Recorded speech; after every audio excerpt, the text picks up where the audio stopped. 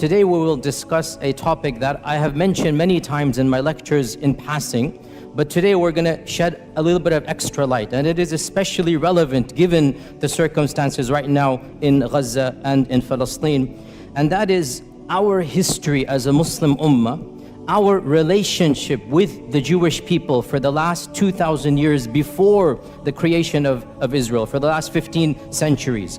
Because the fact of the matter is that it is truly sad in light of our contributions to the survival and the flourishing of these demographics that they seem to ignore and neglect all of these centuries of positive interactions. Because the fact of the matter, once again, Christian Europe treated this demographics in a very different way than we did. And multiple times in history, the Muslim ummah and the Muslim civilization played a vital role in protecting hundreds of thousands of persecuted Jewish people. So we need to be aware of this, and we need to know our own history. And again, only so much can be said for the history of 15 centuries. But as you're roughly aware, we went over this in detail this earlier part in a number of lectures. In the year 70 CE, in the time of Jesus Christ, after Jesus Christ, the second temple was destroyed, and so Judaism once again had its diaspora. They fled across the globe, so they didn't have a land. For the next 2,000 years, where were the Jewish people? Under Christian and then Muslim rule. For 1,500 years before 1947, 1,400 years before 1947, where were the Jewish people? Either in Christian lands or in Muslim lands. Okay, what is the difference between how the Jewish people were treated in Christian lands versus how they were treated in Muslim lands? This is the summary we're going to be discussing today. And of course, the goal is to pique your curiosity. The goal is to start you on the journey. Obviously, in 15-20 minutes, only so much we can do.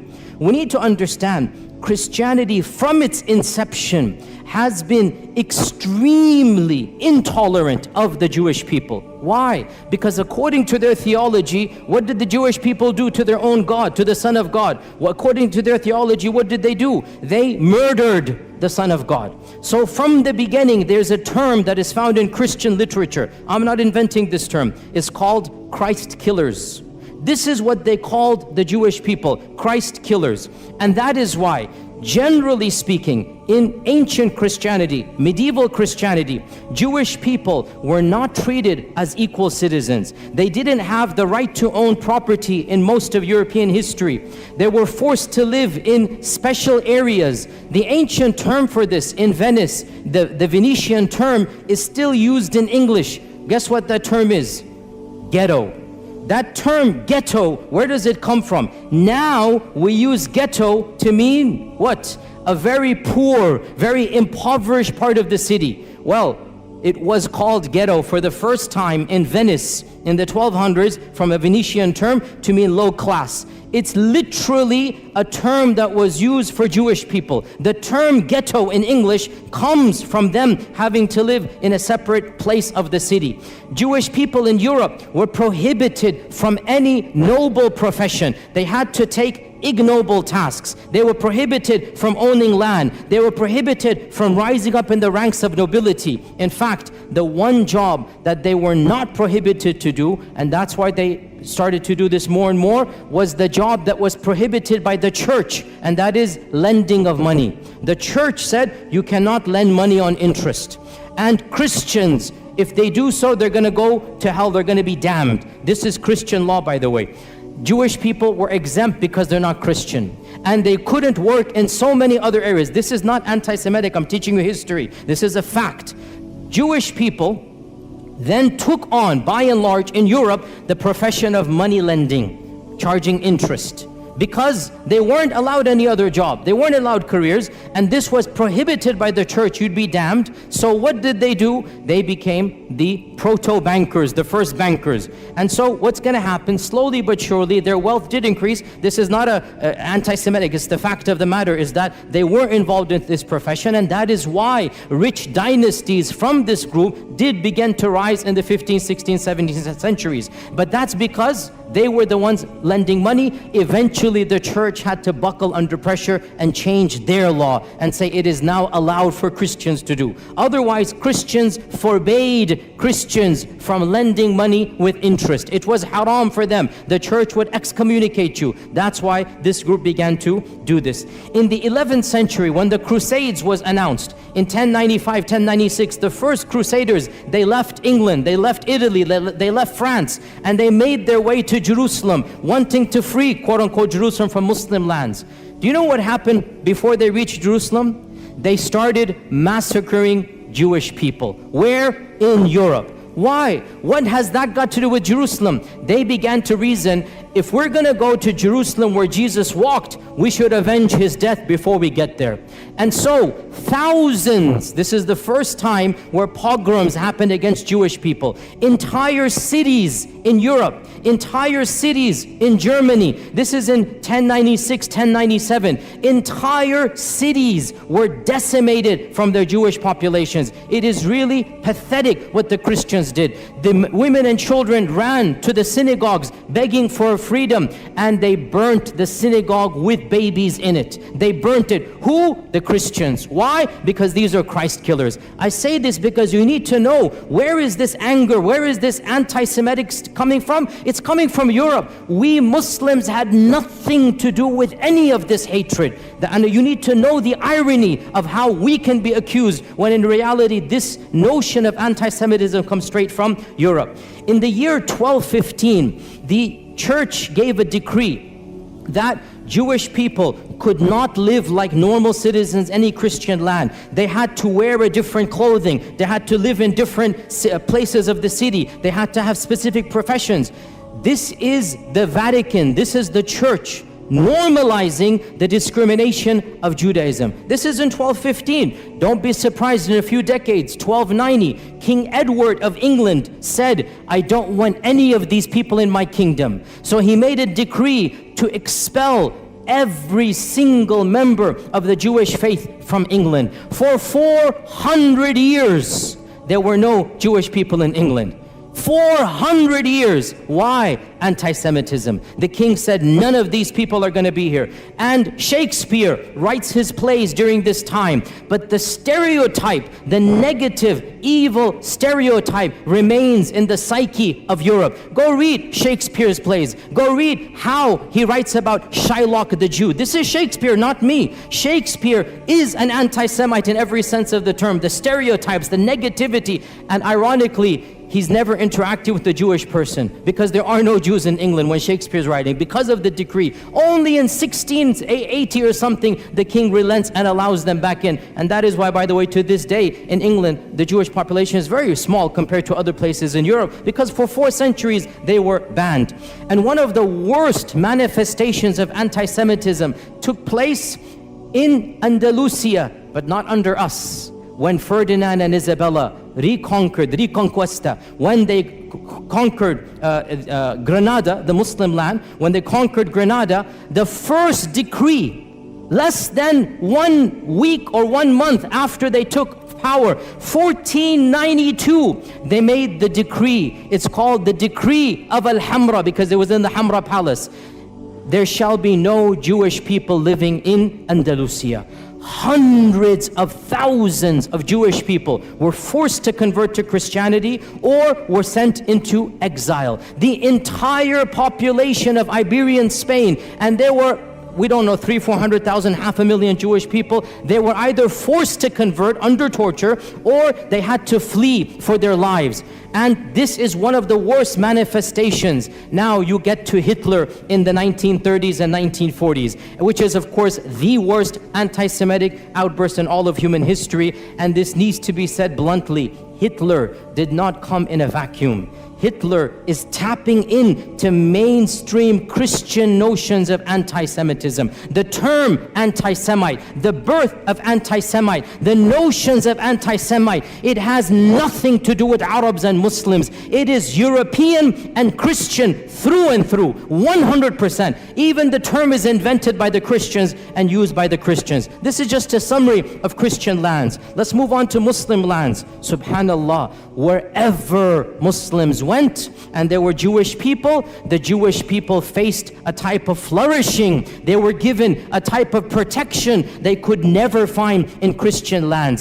And when Muslims conquered what is currently Iraq, what is currently Iran, Iraq had a large population of Jews in Baghdad from the time of the first expulsion, not even the second, from 500 BC, because the largest group of Jews from the first expulsion, they went to Iraq. So Muslims found large groups of Jews in Iraq. In Iran, Isfahan, hundreds of thousands of Jewish people, again from the first and second expulsion. And the Muslims came and found them, and they gave them protection under the treaty of Umar ibn al-Khattab. Jerusalem, when Umar ibn al-Khattab marched into Jerusalem, guess how many Jewish people were there? 0. Guess how many synagogues? 0. Jews were not allowed to worship in Jerusalem under the Christians. Guess who gave them the freedom to build the first synagogue after the collapse of the temple? It was none other than Umar ibn al-Khattab radiallahu anh. Umar ibn al-Khattab, acting upon Islamic commandments, acting upon prophetic guidelines. Jews and Christians are Ahli Kitab. They have the right to live freely. They have the right to worship. They have the right to build their synagogues and whatnot. Now, modern liberals come along and they say, oh, the conditions of Umar al-Khattab are second-class citizenship. I'm not going to claim that Umar radiallahu anhu's condition is the same as secular America. It's not.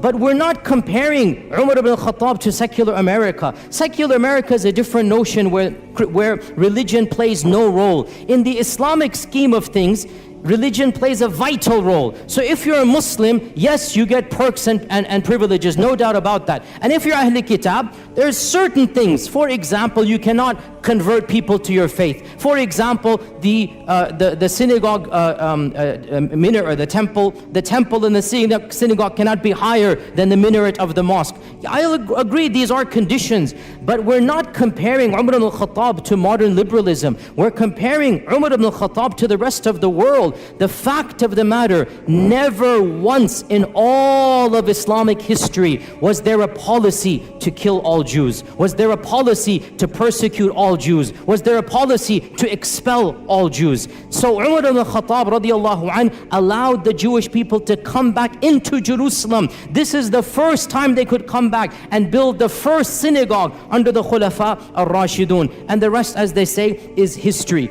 That in Baghdad, when the Abbasids made their Baytul Hikmah, the famous house of wisdom, they hired the most competent translators regardless of their background. And because Muslim people weren't studying ancient Greek and whatnot, some of the best translators were from a Jewish background, because they're the ones studying ancient Greek, ancient Latin. And so Baytul Hikmah hired the top Jewish minds to be in charge of the House of Wisdom. And when the Fatimids and when the Umayyads of Spain instituted their own Baytul Hikmah, because they wanted to compete, there are 3 khilafas, they wanted to compete with one another. So they made their own institutes of publishing. They also hired the best and brightest minds regardless of their background. Jews and Christians were at the top of this list. You have to understand why. Muslims weren't studying ancient Greek and whatnot. These civilizations were. So the Khulafa and the Sultans hired these people and gave them the best salary so that they can work with them. And one of the most interesting examples in our own history in Andalusia was under the Ta'ifa kingdom of Granada in around 1000, 1030 CE, like basically literally 1000 years ago, the prime minister of Granada, the Sultan was Muslim, the prime minister was a rabbi, and his name is Ismail ibn Ismail ibn Naghrilla. And he was a rabbi, he was a learned man, he rose in the ranks until he became the prime minister of Qurtuba.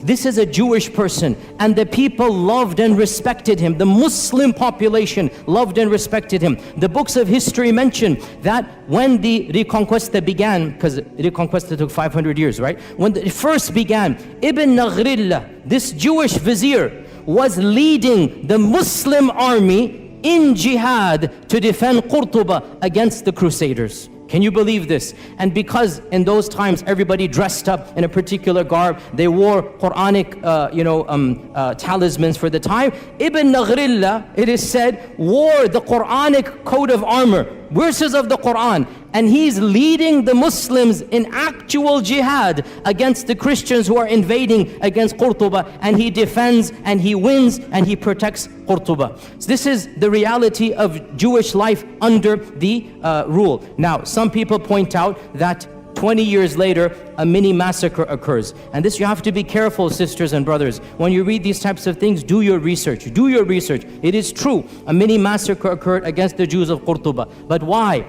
I'll tell you why. You won't find this too often, because people just want to say, oh, the Muslims rebelled and they massacred hundreds of Jewish people in Qurtuba. It's true, but I'll tell you the story. This guy, Ibn Naghrillah, he died and he was buried with honors. His son, 21 years old, was given the next viziership as an honor, that your father was the vizier, you become the vizier. His son is Yusuf ibn Naghrillah. Yusuf turned out to be a traitor.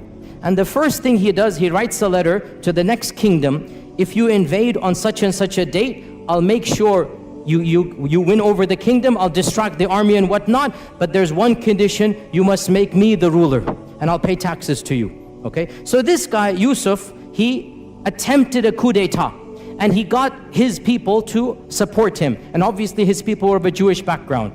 The letter was uncovered, the Muslims went wild, mobs attacked the palace and literally shredded Ibn Naghrillah, Yusuf, the son of the famous one. They literally shredded him and tortured him to death. And then they turned on his core, killed him.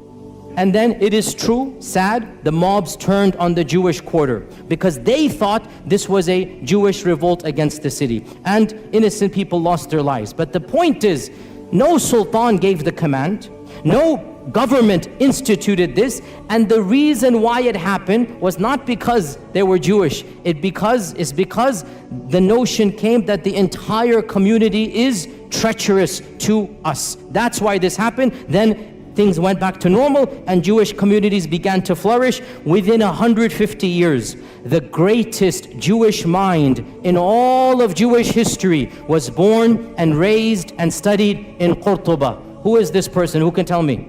Musa ibn Maymun. Rambam is what the Jewish people call him. The holy rabbi, Rambam. Memorize this name. That's a title, honorific title. Musa ibn Maymun, Moses Maimonides. In the entire history of Judaism, there is no theologian that is more respected and venerated than Rambam. Rambam, Moses Maimonides, born and raised in Qurtuba, traveled the Muslim world, died and is buried in Egypt, in Cairo. He spoke fluent Arabic.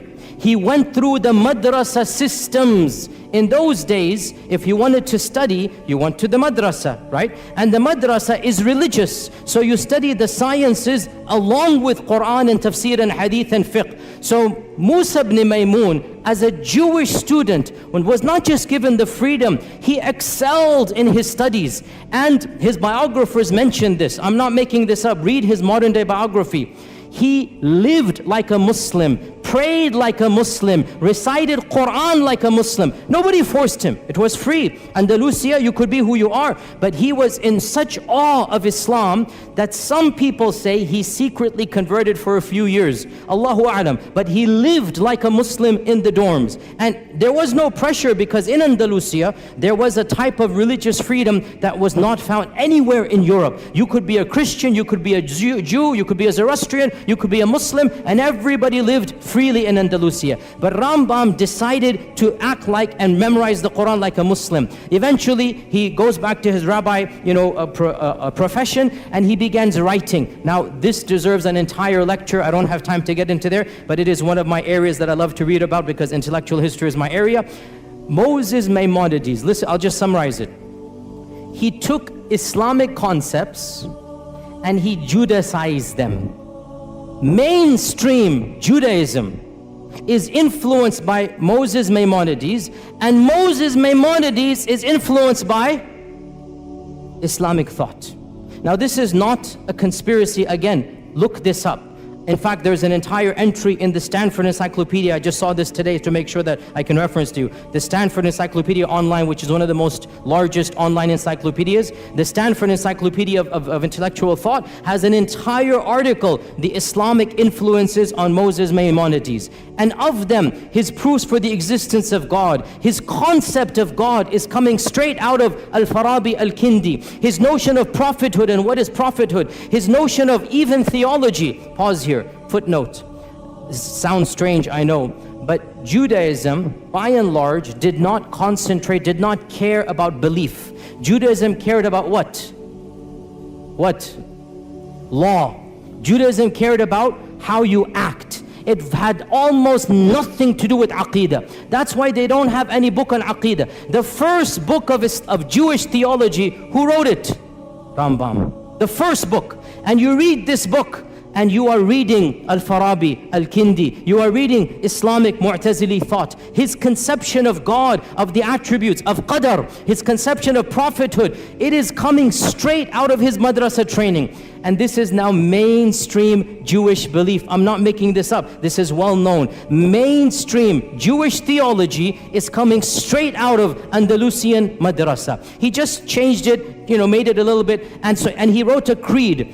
To this day, the righteous or the observant Jewish people, the first thing they do when they wake up, they read Moses Maimonides' one-page creed. And it begins, Ana mu'minu, I believe in, just like Aqidah Tahawiyya, just like other Aqidas, it literally begins, I believe in, and there's 13 points. I believe in God, there is one, la sharika la type of stuff, literally coming out of Islamic thought. He has no partner, cannot be described in this and that, literally goes through, and it goes all the way, and I believe in resurrection, I believe in the Masih that's going to come, one of the 13 points, I believe in the Messiah. So this is coming from Musa ibn Maymun. By the way, one interesting thing about Rambam, wallahi, so ironic.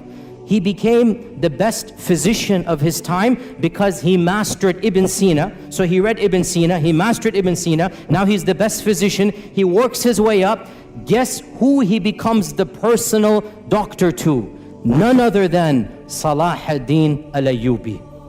Salah ad-Din al-Ayyubi takes him as his personal court doctor. For a period of time, he travels with Salah ad-Din. He is the primary doctor of Salah ad-Din Ayyubi. Nobody can accuse our religion of anti-Semitism. Nobody can accuse our sultans, our khulafa of hating people because of their different faith. It didn't happen that way. If you were talented, you were the best doctor, and it's so ironic. Salah ad-Din is conquering Jerusalem, and Rambam is his main doctor. Subhanallah, how can we not remind our Jewish brethren of this reality? Look at from where to where. Look at the past and now look at how that has flipped. Eventually, he went to Egypt, he lived in Egypt. By the way, he wrote most of his writings in which language? Arabic. The chief rabbi of Judaism is writing his books in Arabic. This is well known. You can see them and look at them online. And he has a book called The Guide of the Perplexed. And there are a number of papers about this, that this is coming straight out of Al-Ghazali's Al-Munqidh min al-Dalal. Literally, Imam Al-Ghazali wrote Al-Munqidh min al-Dalal, and there is a book that he wrote for his people, The Guide for the Perplexed. And it has the same motifs, the same notion. Again, it's not copy-paste, because in the end of the day, he's an intellectual thinker. But he takes ideas, he takes notions from Islam, and he Judaicizes them, which is what we expect to do. But where is the origin? What's the kernel? From our faith tradition. It is true to say that never in the last 2,000 years before the creation of this country has the Jewish people flourished as they did under Muslim Spain, under Islamic Andalusia, their greatest minds, their largest synagogues. You can visit their synagogues to this day in Qurtuba, in Granada. They still have their synagogues that were built not under the Christians, under the Muslims. Now in 1492, Ferdinand Isabella come, the first decree, all Jewish people will leave or convert or die, be killed. Where did these 500,000 Jewish people go? The Sultan Muhammad II gave a decree. Anybody who flees from Andalusia shall be welcomed in our lands anywhere you are. And he said, any vizier, any governor, any businessman who impedes their settling, who stops them to settle in any city, shall be punished by the Sultan himself. Sultan Mehmed II welcomed hundreds of thousands of Jewish people in 1492 with open arms. He literally saved them from execution or forced conversion. And he was angry at Ferdinand and Isabella, and he goes, this is not a good policy. But he thanked them. He goes, but you are giving us your good minds, your good workers, don't worry, we will take them. Because of this, sisters and brothers, where did they go? They ended up in Morocco, in Tunisia. They ended up in Egypt. Hundreds of thousands of large Jewish communities were living in the Middle East, in Yemen. They were living there because Ferdinand and Isabella expelled the Jewish people. Muslims welcomed them and they said, Tafaddal, come and live here. And they lived here up until 1947. And by the way, before we even get to 1947, let's not forget another chapter in Muslim Jewish history. And this one, I was honestly surprised when I found out. Under Nazi rule, when you're all aware what Hitler did, he made a policy, all the people of that background shall be exterminated. The most inhumane, barbaric policy in the entire history against the Jewish people was Hitler. He literally exterminated them by, gas chambers and whatnot. Guess who intervened where possible? In multiple countries, Muslims, sometimes at risk to their own lives, stood up and protected Jewish people. And wallahi, brothers and sisters, I say to you honestly, I have visited Auschwitz and Dachau. I have studied this chapter in history. Wallahi, I swear to you, if I were alive at that point in time, I would hope to Allah that I have the courage and bravery to stand up against the tyranny of Hitler and to protect innocent women and children. The way they were brutalized, the way they were rounded up and just killed for no reason. Innocent babies, we saw thousands of toys and thousands of shoes of children literally just piled up there, killed for no reason. I would hope I would have that courage as well. And I was so happy to hear so many people stood up. The Sultan of Morocco, interestingly, Morocco was under the French rule, and so technically it was not independent. Yet when the French said, give us your Jewish people, Sultan Muhammad V said, no way. These people are our brethren. They have lived with us for centuries. They shall not be handed over. So Sultan Muhammad refused to obey the Nazi policies under the French rule of the Nazis. Tunisia as well refused. The Ottomans refused. In Bosnia, the Muslims refused. And perhaps the most brave act of courage, because it wasn't a government, it was brave. In France, the Muslims who were under the Nazi occupation. So the Nazis, if you remember your history, they invaded France and they took it over. So you have Nazi rule in France for a few years. You literally had Nazis ruling France before the liberation in 1947. So Nazis are in control. Muslims were allowed to live as second-class citizens. The Imam of the Masjid, Bul Qadir, the Imam of the Masjid, the Grand Mosque of Paris, I visited it. It's a very beautiful masjid built in the 1930s. It's still standing to this day. It's a beautiful, iconic masjid in Europe. The Imam of the Masjid gave a secret talk to the Muslims, and he encouraged the Muslims, if you know any Jewish friends of yours, bring them in. We will protect them in our mosque.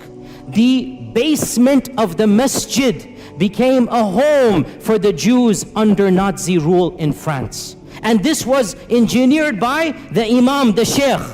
And some people didn't have space. He forged Islamic documents and told them to dress like Muslims. And it is said he saved over 1,000 people by this policy. 1,000 Jewish people in France were saved by the Muslim community, who literally banded together. They didn't tell any secrets. There were families in the basement of the masjid, and those that didn't have space, the Imam personally forged IDs that these are Muslims. Because in the end of the day, what do the Nazis know? They look different, they talk different, they dress different. Khalas, they pretend to be Muslims.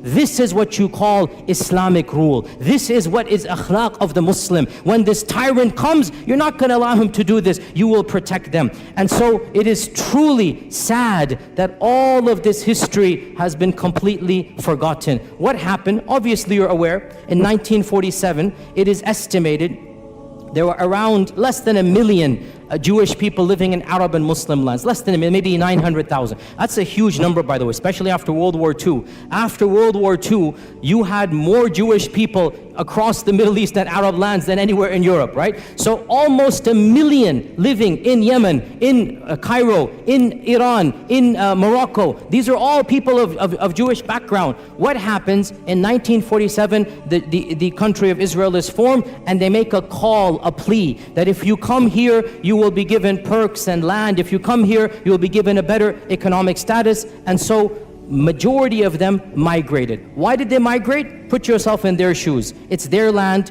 from their perspective, obviously. They're getting their own people. They're getting a citizenship. They're getting land. They feel it's going to be safer for them. Some of them believe in Zionism. And yes, I'm not going to deny, because of the atrocities in 1947 and the massacres against Arabs, it is true, in a number of Muslim lands, for the first time in history, these types of sentiments that we now are familiar with began to develop against the Jewish population. I'm not going to deny this. But why did it happen? Because of politics of Israel. Not because they were Jews, because Israel massacred thousands, hundreds of thousands of Muslims, expelled hundreds of thousands of Arabs. Well, then there's going to be a feeling of sentiment. Why are you guys doing here? Go where you belong and whatnot. So all of this put together in the next 5 to 10 years, from 900,000 Jews in Arab and Muslim lands, currently it is estimated there are less than 15,000 across all lands. 200 here, 500 here,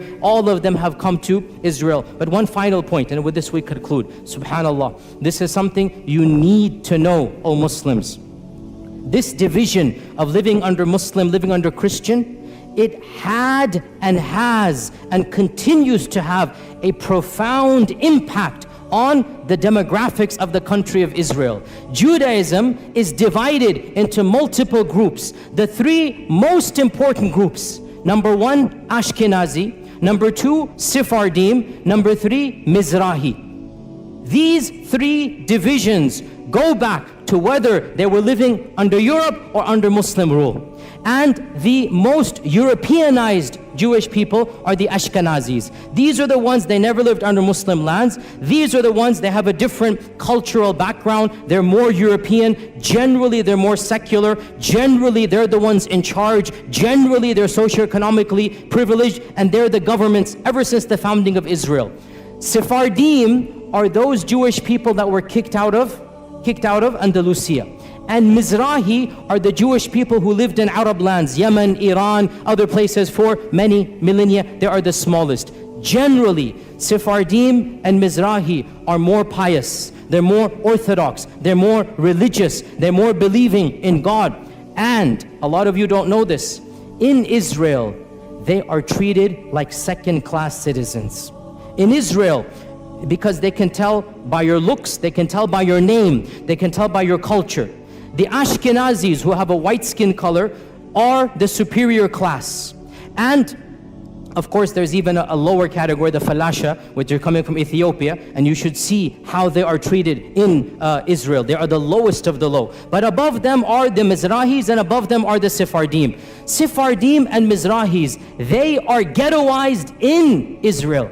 In the 40s and 50s, they were not given the land they were promised. They were not given the perks that the Ashkenazis were given to. They were not given government positions. And this caused, I'm not joking, you can look this up, in the 60s and 70s, political parties, some of them semi-violent, from the Sephardim, from the Mizrahi, were formed to fight against whom? Against whom? The Arabs? No, Ashkenazis. To fight for their rights. And these days there is a massive party in Israel called the Shas Party, S-H-A-A-S, the Shas Party. It is the fourth or the fifth largest party. It is a party that was founded to protect the rights of the Arab Jews, i.e. the Sephardim and the Mizrahi Jews, so that they have equal rights as the Ashkenazis. You have to realize racism is rampant in that group of people, even amongst their own. Any Jewish person who lived in Muslim lands, who spoke Arabic, who comes from an Arabic culture,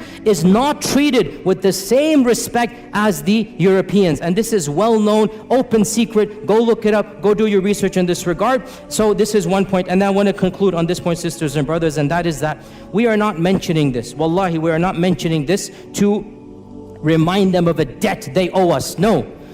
We did this because Allah told us to do it, not because of them. We did this because our Prophet ﷺ taught us this is how we treat minorities. We would do it all over again, but we just want to show the world this is Islamic law, this is Islamic Sharia. The freedoms that they had, the intellectual, curiosities, the books that they produced, they couldn't produce a fraction of them in Europe in medieval times, and that is what we give to the world. It is truly sad, and we don't say this as a debt or a favor. We're just pointing out the facts. It is truly sad that the same descendants of those whom we saved, those who were given refuge with us, they have flipped the script, and they are doing what Hitler did to them, they are doing to the very people who protected them. And we just say this as a historical fact and record. Otherwise, we complain to Allah and Allah alone. These are facts we should all know, and we are proud as Muslims of our history, and we're proud of our Sharia, and there's nothing to be ashamed of. Alhamdulillah, thumma alhamdulillah, and inshallah we'll continue in the same vein. Jazakumullah khair. Assalamu alaikum wa rahmatullahi wa barakatuh.